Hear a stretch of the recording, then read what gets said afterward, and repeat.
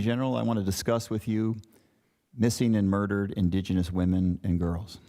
It's a national shame that when Native women are murdered or when they disappear, their cases do not receive the resources or the investigations they deserve, and their loved ones are left without answers. President Biden made significant and specific commitments to tribal communities to support MMIWG investigations. But I am not convinced that those commitments have been kept, particularly by the Department of Justice. Mr. Attorney General, I read your very brief statement on May 5th marking Missing and Murdered Indigenous Persons Awareness Day. But I'm not aware of you speaking publicly about this issue since you were confirmed to lead the department. It does not appear that you have used your platform to help make this a top priority, nor has DOJ really moved the needle on this issue since your confirmation. As Attorney General, you serve on the Operation Lady Justice Task Force, but that was a task force created under the last Attorney General, not you. You agree that our tribal communities deserve more from the nation's top law enforcement official? Look, I think this is a terrible tragedy, this circumstance, almost inexplicable tragedy. If I haven't spoken on it yet, I soon will be, because under the President's executive order, I'll be co-chairing a commission along with the Secretary of the Interior. I have been to the U.S. Attorney's offices in Oklahoma, which have significant tribal responsibilities, and we have spoken about those matters, but you shouldn't mistake lack of public statements to be a lack of concern or passion about this issue. There are 574 federally recognized tribes in the United States. Of those, 326 have reservations, and more than 1 million Native Americans live on or near reservations. That's not counting the many who live in urban areas. Yet, there are fewer than 200 special agents and victim specialists in the FBI's Indian Country program. Do you believe the FBI's Indian Country program is sufficiently staffed? Well, I think the FBI could always use additional resources. I'd have to look into that specific question, which I haven't evaluated, whether there are sufficient staff. In light of the facts I just laid out, will you commit today to adding staff to the Indian Country program?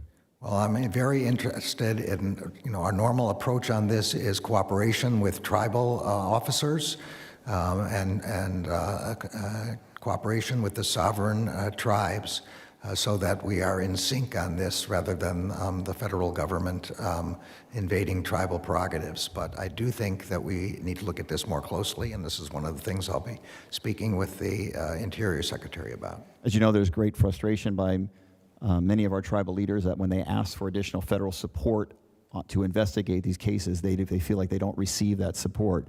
Our nation knows the tragic story of Gabby Petito because of the tremendous media coverage and law enforcement involvement her case garnered.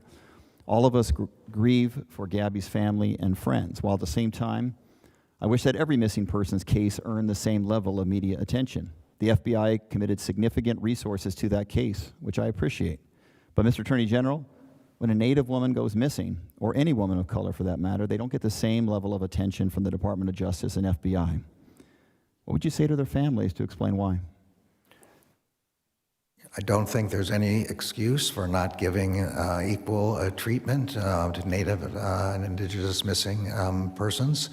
And I don't believe there's any effort to not do that. I know that both the FBI and the Marshal Service are involved in this, along with their partners, their tribal partners. I'm not sure what else I can say about that. Just 2 weeks ago, the chairman of the Blackfeet Nation in Montana sent you a letter about the case of Ashley Loring Heavy Runner, a 20-year-old woman who went missing under suspicious circumstances 3 years ago. Her family and the tribal community are incredibly frustrated at the federal government's response to the case.